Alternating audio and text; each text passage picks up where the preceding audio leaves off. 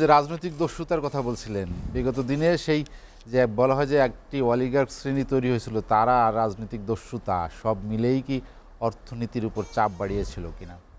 দুটোই হয়। মানে একটা হচ্ছে রাজনীতিতে দুর্বৃত্তায়ন হয়েছিল, আর দুর্বৃত্তরা রাজনীতিকে নিয়ন্ত্রণ করেছিল। ফলে এই দুটো হাত ধরাধরি করে চলেছে। একটা হলো ব্যবসায়ীদের রাজনীতিতে অংশগ্রহণ বেড়েছিল, আর রাজনীতিটাকে ব্যবসায়ীকরণ করা হয়েছিল। যেমন ব্যবসায়ীরা জিনিস কেনে, সেরকম ব্যবসায়ীরা নমিনেশনও কিনেছেন।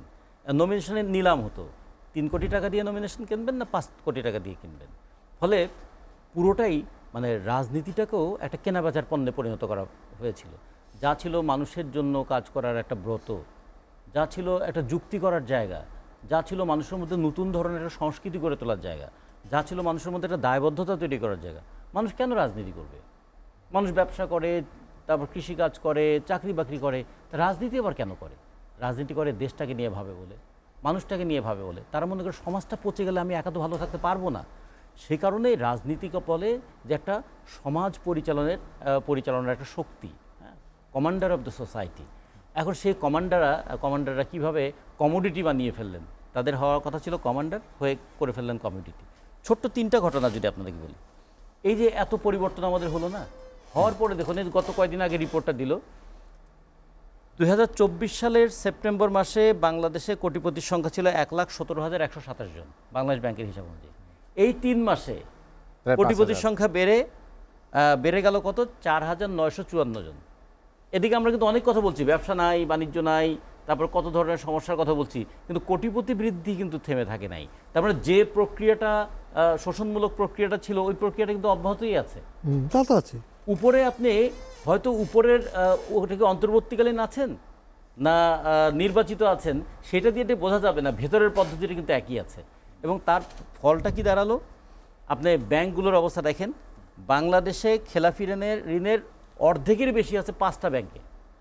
এবং এই খেলাফি ঋণ কী পরিমাণ? তারা বলছে যে আবার ব্যাংকগুলোর মধ্যে 16টা ব্যাংক এখন মূলধন ঘাটতিতে আছে।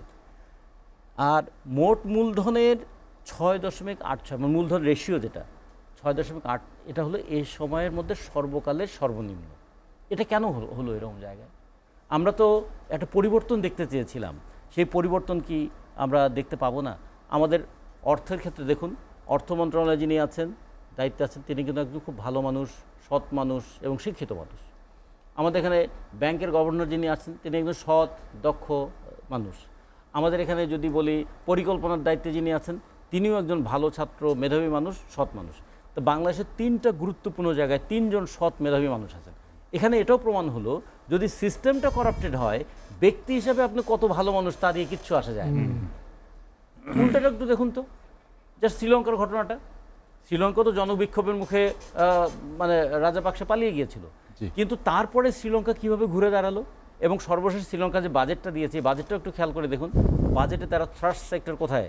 তারা বলছে শিক্ষায় বরাদ্দ বাড়াবো, চিকিৎসায় বরাদ্দ বাড়াবো, কৃষিতে বরাদ্দ বাড়াবো, এবং এমন ব্যবস্থা করব যাতে ব্যবসা বাণিজ্যটা সততার সঙ্গে যে ব্যবসা করবে সে যেন সহায়তা পায়।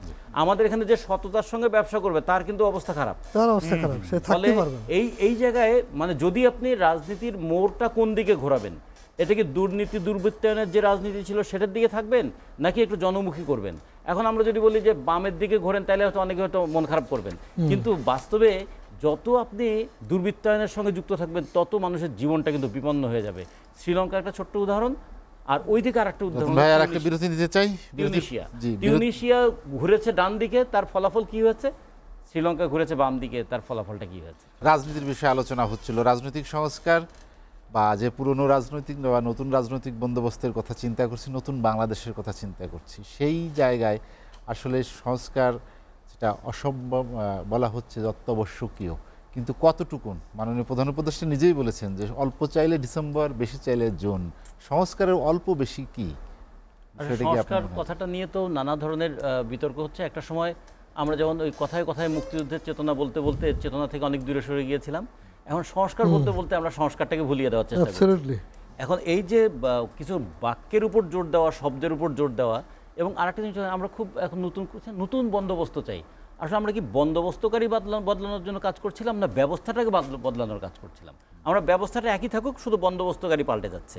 তার ফলটা দেখুন, যে কথাটা আনোয়ার ভাই বললেন, ব্যবসায়ীরা দুর্বৃত্ত ব্যবসায়ী ইতিমধ্যে টাকার বস্তা নিয়ে কিন্তু নতুন দলের কাছে ছোটা শুরু হয়েছে এবং নতুন দলের নেতারাও বলছেন কে তাদেরকে টাকা দিয়েছে, বলে আমাদের ব্যবসায়ীরা টাকা দিয়েছে। আচ্ছা, ব্যবসায়ীরা এখানে বিনিয়োগ করে তো মুনাফার জন্য, তাহলে ব্যবসায়ীরা নিশ্চয়ই এখানেও মুনাফার একটা নতুন পথ খুঁজে পেয়েছেন।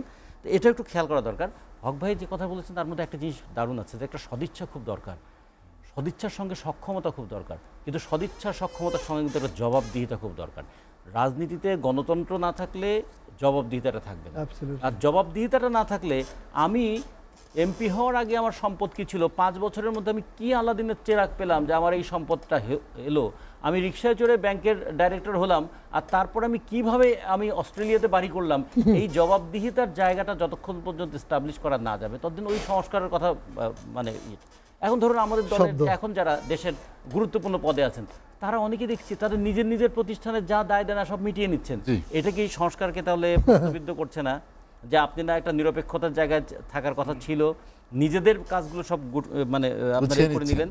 আর একটা কথা বলে আমি একটু শেষ করি, যে এখন ধরুন মাথাপিছু আয়ের নতুন একটা হিসাব আসবে, আমাদের $784 হচ্ছে এখন মাথাপিছু আয়। ধরুন তো মাথাপিছু আয় হলে আমার এখানে যারা আছে প্রত্যেকের কিন্তু মাসিক ইনকাম আমাদের 28,000 টাকা।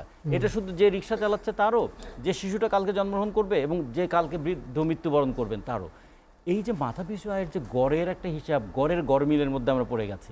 এই জায়গা থেকে মানুষকে আসলে মাথাপিছু আয়ের হিসাব বাদ দিয়ে এখন পকেট পিছু আয় কতটুকু আছে, ন্যূনতম মজুরি কত হবে, মানুষ কৃষক দাম কতটুকু পাবে, এগুলো